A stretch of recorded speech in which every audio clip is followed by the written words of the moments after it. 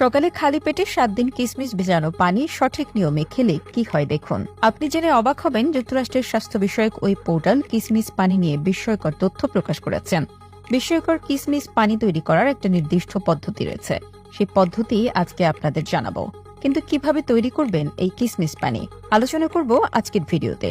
প্রিয় দর্শক, সকালে খালি পেটে টানা 7 দিন বিশেষ প্রক্রিয়ায় কিশমিশ পানি খেলে আপনার শরীরের মেটাবলিজম 3 থেকে 4 গুণ বুস্ট করবে।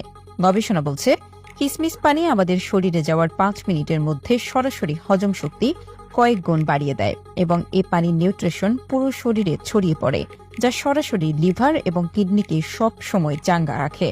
কিশমিশ পানি কখনোই আপনার কিডনিতে ময়লা আবর্জনা কিংবা পাথর জমতে দেবে না।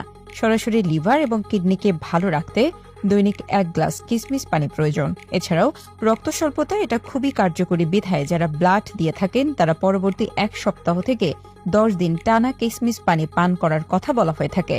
যেহেতু কিশমিশ পানি সরাসরি আমাদের মেটাবলিজমকে বুস্ট করে, তাই বদহজম বা ফুড পয়জনিং এবং খাদ্য বিষক্রিয়া দূর করতে দৈনিক 1 গ্লাস কিশমিশ পানি প্রয়োজন। এবার আসুন এই কাঙ্ক্ষিত কিশমিশ পানিটা কিভাবে তৈরি করবেন। প্রথমেই প্রয়োজন হবে 2 কাপ বিশুদ্ধ পানির, অর্থাৎ 400 ml হলেই চলবে, এবং 100 গ্রাম বিশুদ্ধ কিশমিশ। মনে রাখবেন, চকচক করা বিশুদ্ধ কিশমিশ না কিনে একটু গাঢ় রঙের কিশমিশ কেনার চেষ্টা করবেন, কারণ চকচক করা কিশমিশগুলোতে কেমিক্যাল মেশানো থাকে। মনে রাখবেন, এমন কিশমিশ কিনবেন যা খুব শক্তও নয় আবার খুব নরমও নয়। প্রথমে কিশমিশগুলোকে ভালো করে ধুয়ে নিন। এরপর একটি পাত্রে 2 কাপ পানি দিয়ে সারা রাত ব্যাপী কিশমিশগুলো ভিজিয়ে রাখুন।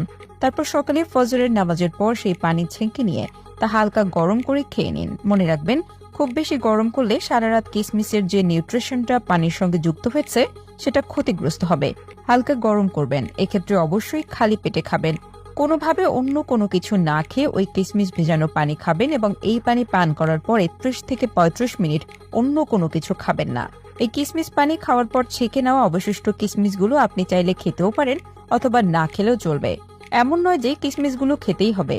যাদের ডায়াবেটিসের সমস্যা রয়েছে তারা চাইলে কিশমিশগুলো না খেয়ে শুধুমাত্র পানিটা খেয়ে নেবেন, কারণ এই পানিতে রয়েছে আপনার জন্য প্রয়োজনীয় গুরুত্বপূর্ণ কিছু মিনারেল এবং নিউট্রিশনস। আরেকটা বিষয় বলে রাখি, পানিতে ভেজানোর কারণে যে কিশমিশগুলো ফুলে যায় সেগুলোতে কিন্তু শর্করার মাত্রা অনেক কমে যায়, তাই এটি অন্তত ডায়াবেটিস রোগীদের জন্য খুব বেশি মাত্রার ক্ষতিকর নয়। এই প্রতিবেদন তৈরিতে তথ্য উপাত্তের সাহায্য নেওয়া হয়েছে আলোর পথ নামক ফেসবুক পেজ থেকে।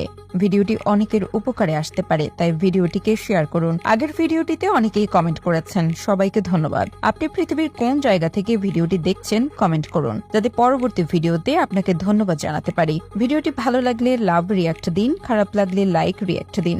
এমন সব তথ্যবহুল ভিডিও পেতে আমাদের সাথেই থাকুন।